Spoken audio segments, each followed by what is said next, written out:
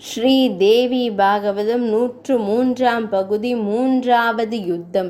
இரு தளபதிகளும் பெரும் படையுடன் அழிந்ததை கண்ட மகிஷாசுரன் சசிலோமன் பிடாலன் என்ற இரு அசுர தளபதிகளை பெரும்படையோடு அனுப்பினான்.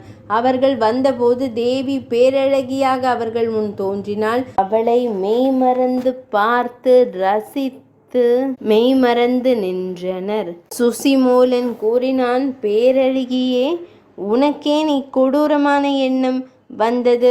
அழகாகவும் மென்மையாகவும் புன்சிரிப்புடனும் காணப்படும் நீ ஆண்களுக்கு உறுதுணையாக இருந்து அவர்களை இன்பப்படுத்த வேண்டியவளே தவிர கொலை செய்பவளாக இருத்தல் கூடாது.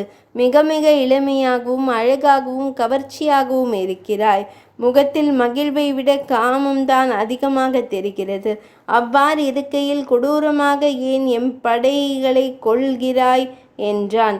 ஏய் அறியாமை மிக்க அசுரனே, நான் எங்கும் நிறைந்தவள், எங்கும் உள்ளவள், எங்கும் இருப்பவள். எனது ஆணை என்று எதுவும் செயல்படாது. பெண்கள் மென்மையானவர்கள், அழகானவர்கள் என்றாய்.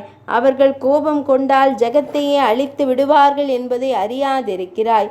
ஏனைய அசுரர்கள் போல புலம்பாது போரை தொடங்கு என்றாள். அதை கேட்ட சுசிலோமன் பிடாலனை நோக்கி, இப்பெண் சொல்வதையும் செய்வதையும் பார்த்தால் எமக்கு அழிவு காலம் நெருங்கிவிட்டது போல தென்படுகிறது. அதனால் போரை தொடக்குவோமா அல்லது சமாதானம் செய்வோமா என்று கேட்டான்.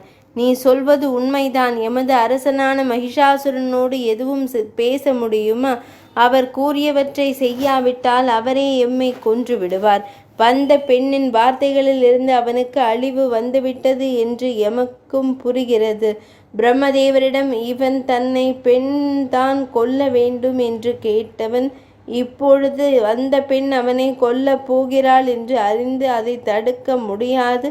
யார் கூறினாலும் கேட்காத எமது அரசனுக்கு சொல்லி நாம் இறப்பதை விட இந்த தெய்வீக பெண்ணுடன் போராடி இறப்பது நல்லது என்றான் பிடாலன்.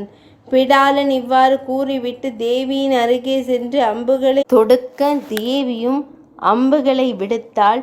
அதில் ஒன்று பிடாலனின் உயிரை குடித்தது.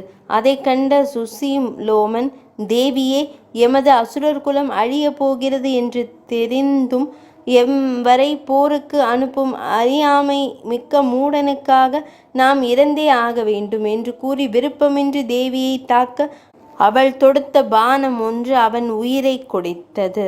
தேவியின் வாகனமான சிம்மம் கோபம் கொண்டு கர்ஜித்தது.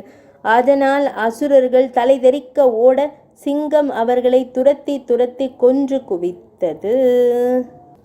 103ஆம் பகுதி நிறைவடைந்தது.